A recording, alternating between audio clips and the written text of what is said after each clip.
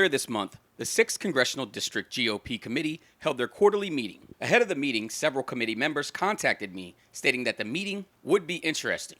One elected official within the committee even told me that, quote, all hell would break loose. Some even said there would be a leadership change. Well, I'm glad to report that all hell did not break loose and there was no leadership change. However, the meeting was very interesting. Typically, these meetings last around 2 hours. But this particular meeting lasted a grueling 4.5 hours. As most of our viewers know, I was handpicked, rightfully so, by former 6th District GOP Chair Scott Sayre to be the 2018 6th District GOP Convention's media coordinator. And while it's highly unlikely that I would be handpicked to be or do anything by the current chair, Ms. Jennifer Brown, she has been cordial and accommodating to me and breaking through news at every turn since taking leadership of the committee. So quite naturally, I felt the need to be there when her leadership could possibly be on the line. While there were a few interruptions by several in attendance that want the chair ousted, that's not what prolonged the meeting.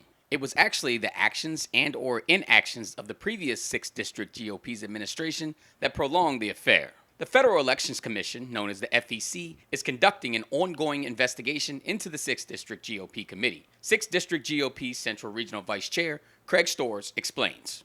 Well, the FEC is investigating the 6th District because of several complaints that were filed last year right before the convention about monetary donations, about an inappropriate relationship with our former chairman, Scott Sayre, and a congressional candidate, Cynthia Dunbar.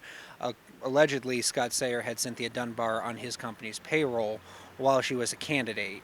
So there were some questions about the appropriateness of that, and that's what the FEC is currently investigating. Committee members debated over whether or not the term up to $30,000 was a $30,000 cap on the legal fees. We had a motion at the first June 23rd meeting of last year to allocate up to $30,000 and retain the BOP law firm out of Terre Haute, Indiana, to defend the 6th District Committee against these FEC complaints. Usually, whenever we have a district committee meeting, we usually have the two members who are on that liaison committee with the BOP law firm give a report, status update, any bills that need to be paid and whatnot. And Ken Adams, the Waynesboro City Chairman, gave us his update. And part of the contention that happened on Saturday was that he presented a bill for $7,000. What most people don't actually realize is that we've already spent $24,000, which would have put us over the $30,000 cap by about $2,000 some odd dollars.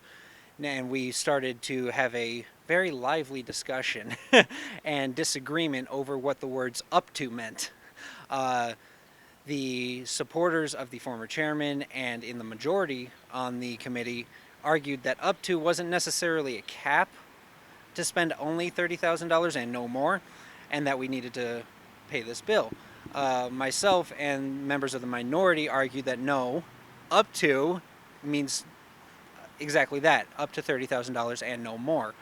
And so that's what started off the debate. And what it also turned into was a debate over transparency and accountability, because the two members of the liaison committee are members of the majority and allied with the former chairman, and no one else from the minority is represented on that ad hoc committee. Central Regional Vice Chair Craig Storrs explained to me how the party will handle this issue moving forward.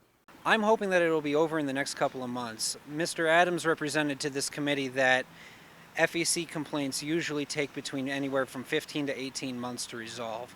And we're already in month 12. If we take out a month for the government shutdown that happened last year, month 11. So I'm hoping that in the next 3 to 4 months it'll be over. In Harrisonburg, Theodore Whitelow, Breaking Through News.